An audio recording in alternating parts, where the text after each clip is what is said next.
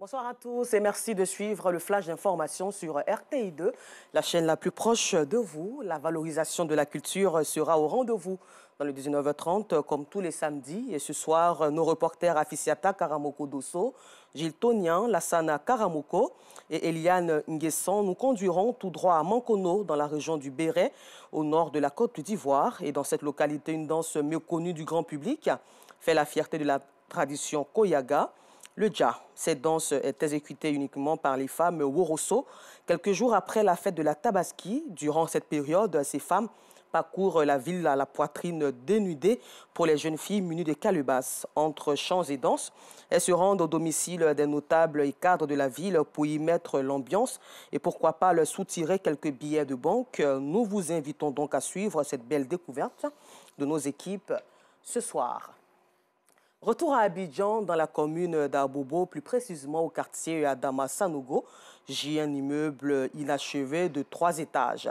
Bien que inachevé, cet immeuble est habité par des populations. Le loyer varie entre 10 000, 20 000 et 30 000 francs CFA.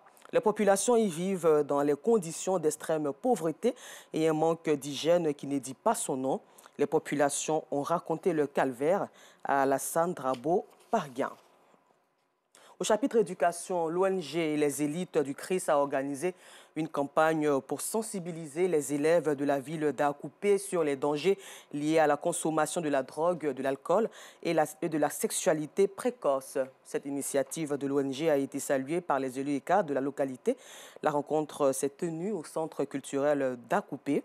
Georgette Ido Fofana était témoin. Amener les élèves de la ville d'Akoupé, dans la région de la Mé, à se détourner du phénomène de la drogue et de l'alcool en milieu scolaire, c'est tout le sens de cette campagne initiée par l'ONG Les Élites du Christ. La meilleure manière de prévenir, c'est de sensibiliser les enfants. Les premières leçons que nous leur prodiguons, c'est l'autorité parentale, c'est-à-dire honorer ses parents, respecter ses parents, respecter ses aînés. Ne pas être rebelle face aux exigences des professeurs et enseignants. Il faut écouter ce qu'on dit. Et nous voulons qu'ils puissent être excellents. Parce que tout ce que nous faisons, c'est pour promouvoir l'excellence.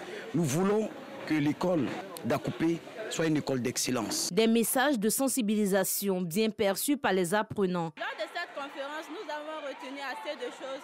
Il a demandé à ce que les filles et les garçons restent tranquilles pour avoir un avenir meilleur demain.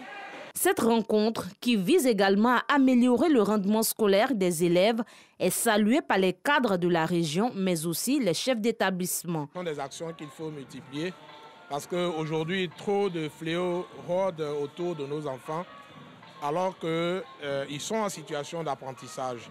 Et pour faire d'eux des hommes, pour faire d'eux de cette richesse qu'attend la nation, il faut les sensibiliser, il faut attirer leur attention sur les fléaux qui les guettent et qui peuvent compromettre définitivement leur avenir. Le thème est tellement important pour nos enfants.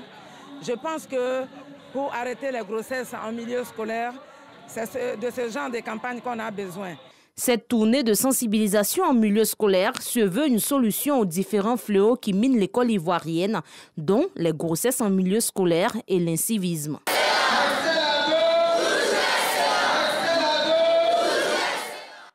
Au chapitre santé, le personnel médical du centre hospitalier universitaire de Cocody a rendu hommage tout récemment à Brigitte Villasco, ex-chef de service du centre des Grands Brûlés au service d'aide médicale urgente SAMU. Après son décès dans la nuit du 31 décembre 2022 au 1er janvier 2023, Brigitte Villasco laisse dans la conscience collective le souvenir d'une femme au grand cœur qui apporte régulièrement assistance aux plus défavorisés et malades. Cette cérémonie funèbre a été marquée également par un foisonnement de témoignages de collaborateurs et partenaires.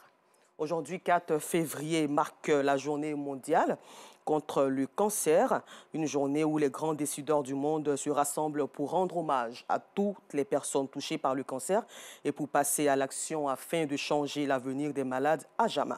Les révolutions de la recherche sur le cancer, c'est l'ouvrage collectif sorti ce 4 février à l'occasion de cette journée. Et pour terminer, aux États-Unis d'Amérique, Elon Musk a été déclaré non coupable de fraude hier vendredi par un jury californien chargé de déterminer si des tweets affirmant qu'ils allaient sortir son entreprise Tesla de la bourse en 2018 enfreignant les lois boursières des États-Unis d'Amérique. Merci, rendez-vous 19h30 pour le temps d'information complet sur RTI2.